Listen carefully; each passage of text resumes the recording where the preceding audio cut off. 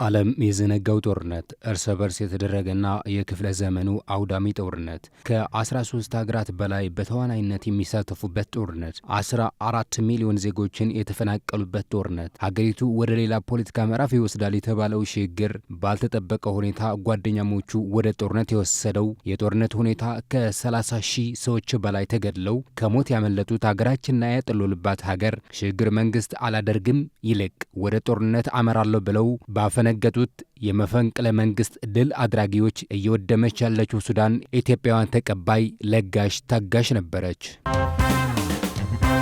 ፈንድ ፎር ፒስ የተባለው ድረገጽ እንደሚያመላክተው ከሆነ በዓለማችን ካሉ ቀጠናዎች መረጋጋት በቀላሉ ሊናጋባቸው ከሚችሉ ቀጠናዎች መካከል በዋነኝነት የሚያስቀምጠው የአፍሪካ ቀንድ ነበር። እንደ ተቋሙ ገለጻ ከሆነ መረጋጋት ከራቃቸው የዓለማችን ቀዳሚ ሀገራት ሶማሊያን እንዲሁም በቀንዱ የሚገኙ ሀገራት ብሎ ይጠቅሳል። ይህ ብቻ አይደለም። የአፍሪካ ቀንድ በመቶ ሺህ የሚገደሉባቸው ጦርነት የሚያስተናግድ ብቸኛ ቀጠና መሆኑ በዜጎች መብት ጥሰት ስማቸው በክፉ የሚነሱ ሀገራት መሪዎች የሚገኙባቸው አካባቢዎች መካከል እንደሆነ ነው የአፍሪካ ቀንድ የሚጠቀሰው። ታዲያ ቀጠናው ውጥረት የማያጣው በአገራቱ ውስጣዊ ጉዳይ ብቻ አይደለም። በአገራቱ መካከል የእርስ በርስ ግንኙነት መሻከርም የሚፈጠር እንደሆነ ነው ተቋሙ የሚገልጸው። ሱዳን በአንድ ወቅት በኦማር አልበሽር ጠንካራ ክንድ ስር የነበረች ሱዳን በምዕራብ የአገሪቱ ክፍል በነበረው የዳርፉር ጦርነት ስሟ በመጥፎ ቢነሳም አንጻራዊ መረጋጋት የነበራት ሀገር ነበረች። አልበሽር በህዝባዊ አብዮት ከመንበራቸው ከወረዱ በኋላ አገሪቱ በስልጣን ሽኩቻ ተወጥራ ተይዛ እነሆ ቀጥላለች። ከዚያም የካርቱም አማዱርማን ጎዳናዎች የሲቪል አስተዳደር እንዲመሰረት በሚጠይቁ ዜጎች ይጥለቀለቁ ጀመር።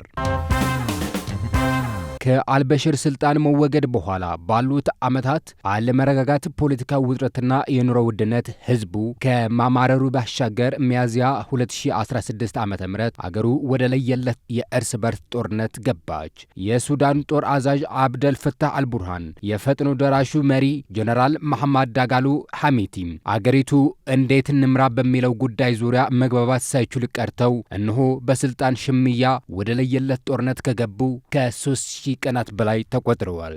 እንደ ተባበሩት መንግስታት አሃዝ ከሆነ ቀጥሎ እየተካሄደ ያለው ጦርነት ከ7 ሚሊዮን በላይ ዜጎችን ከመኖሪያቸው አፈናቅሏል። ከ13 ሺህ ህዝቦች በላይም ሰላማዊ ዜጎች ህይወትም ቀጥፈዋል። ጀነራል አልቡርሃን እንዲሁም ሐሚቲ በቀጠናው ያሉ ሀገራትና ድርጅቶች በጦር እጃቸው እያስገቡ ነው ሲሉ ክስ ሲያቀርቡም ቆይተዋል። የጀነራል አልቡርሃን ምክትል የሆኑት ጀነራል ያሲር አልአታ የተባበሩት አረብ ኤሚሬትስ ወታደራዊ ድጋፎችን በመካከለኛው አፍሪካ ሪፐብሊክ፣ በኡጋንዳ እንዲሁም በቻድ በኩል አድርጋ ለሐማዳን ዳጋሎ ጦር እያደረሰች ነው ሲሉ ከሰው ነበር። ይህም በዓለም ፍርድ አደባባይ እንዲታይላቸው የተደጋጋሚ ውትወታቸው ነበር። የተባበሩት አረብ ኤሚሬትስ እንዲሁም ኡጋንዳ ይህንን ክስ አስተባብለው ነበር። በቅርቡ የምስራቅ አፍሪካ በይነ መንግስታት ድርጅት ማለትም ኢጋድ ሁለቱም የጦር መሪዎች ልዩነታቸው በንግግር እንዲፈቱ ማቅረቡን አልቡርሃን አስቆጥቷቸው ነበር። አልቡርሃን በመሪዎቹ ስብሰባ ሐሚቲ ለምን ይጋበዛል በሚል ሱዳን ራሷ ከኢጋድ እንድታገል ጠይቀው ነበር። ሁለቱ ጓደኛሞች ጀነራሎች ታዲያ ቀጥለው የሱዳን የተነሳው ግጭት እንዲሁም አስከፊ የረሃብ ቀውስ አፋፍ ላይ እንድትገኝ አድርጓታል። ጦርነቱ ቀጥሎ በዋና ከተማይቱ ካርቱም የተጀመረው ሁከት እንዲሁም ብጥብጥ በመላ አገሪቱ ከተዛመተ እነሆ 2 ዓመትን ደፍነዋል። ጦርነቱ በሺዎች ለሚቆጠሩ ሰዎች ሞት ምክንያት ሲሆን ሕፃናትና መሠረተ ልማቶችን አውድመዋል። እንደ ተባበሩት መንግስታት ድርጅት ዘገባ ከሆነ በዓለም ላይ የከፋ የረሃብ ቀውስ ያለው ሱዳን ውስጥ ብቻ ነው።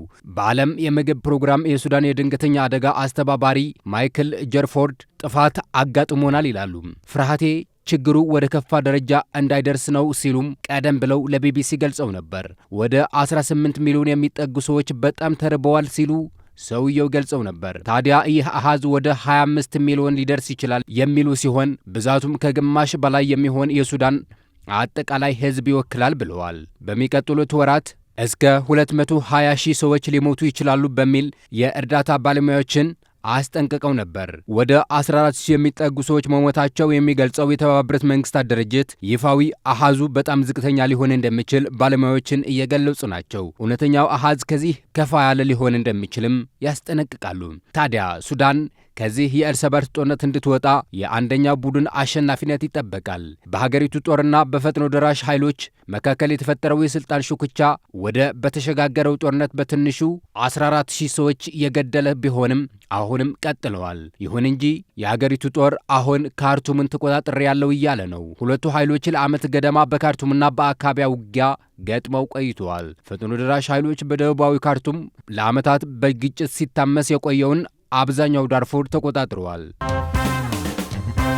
አሁንም የሱዳኑ ጦር ከ2 ዓመታት ጦርነት በኋላ ወደ ቤተ መንግስቱ እየገሰገሰ ነው ተብሎለታል። የሱዳን ጦር ተፋላሚዎች የሱዳን ፈጥኖ ደራሽ ኃይሎች በማሸነፍ ከ2 ዓመት ጦርነት በኋላ ነው ካርቱም የሚገኘው ፕሬዝዳንታዊ ቤት ጽሕፈት መልሶ መቆጣጠር የቻለው።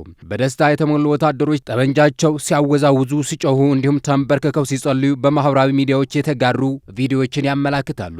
በፈጥኖ ደራሽ ኃይሉ ተሸንፈው ከመዲናዋ ተባሮ የነበረው የሱዳን ጦር ከ2 ዓመታት በኋላ መዲናዋን ካርቱም ምን መልሶ ለመቆጣጠር የተቃረበ ይመስላል። የሱዳን ፈጥኖ ደራሽ ኃይል እስካሁን አስተያየት አልሰጠም በዚህ ጉዳይ ላይ። የጦሩ ቃል አቀባይ ነቢል አብደላህ በመንግስታዊው ቴሌቪዥን እንደተናገሩት ከሆነ ሰራዊታቸው በማዕከላዊው ካርቱም የሚገኘው ቤተ መንግስት እንዲሁም ሚኒስቴር መስሪያ ቤቶችን ሲቆጣጠሩ ተስተውሏል። ሰራዊታችን የጠላት ተዋጊዎችን ድባቅ በመምታት ከፍተኛ መጠን ያለውን የጦር መሳሪያ ማርኳል ብለዋል ቃል አቀባዩ ትናንት ለመንግስታዊ መስሪያ ቤት በሰጡት አስተያየት። ካርቱም ለበርካታ ህይወት መቀጠፍ የሆነው የአገሪቱ የእርስ በርስ ደም አፋሳሽ ጦርነት ከ2 ዓመት በፊት የተጀመረባት እንዲሁም ከፍተኛ ፍልሚያ የተካሄደባት እንደሆነች ይታወቃል። ጦርነቱ ከተጀመረበት ጊዜ ጀምሮ ፈጥኖ ደራሽ ኃይሉ አብዛኛው የካርቱም ክፍል እንዲሁም የሱዳንን ምዕራባዊ ክፍል ተቆጣጥሮ ቆይተዋል።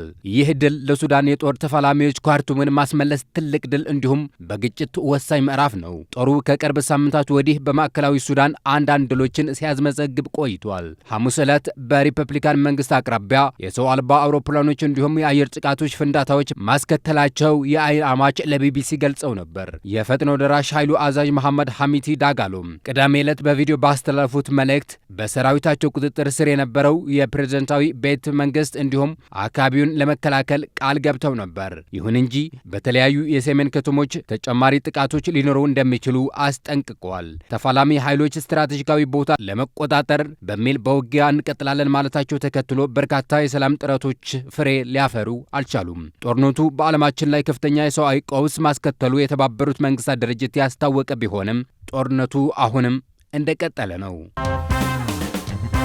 የተከበራችሁ የቻናላችን ቤተሰቦች ለዛሬ ጉዳዮቻችን የያዝናቸው እነዚህ ነበሩ። በሌላ ጉዳዮችን እስከምንገናኝ ቸር ሰንብቱ። ቻናላችን ሸር፣ ላይክ፣ ሰብስክራይብ በማለት ቤተሰብ ይሁኑ።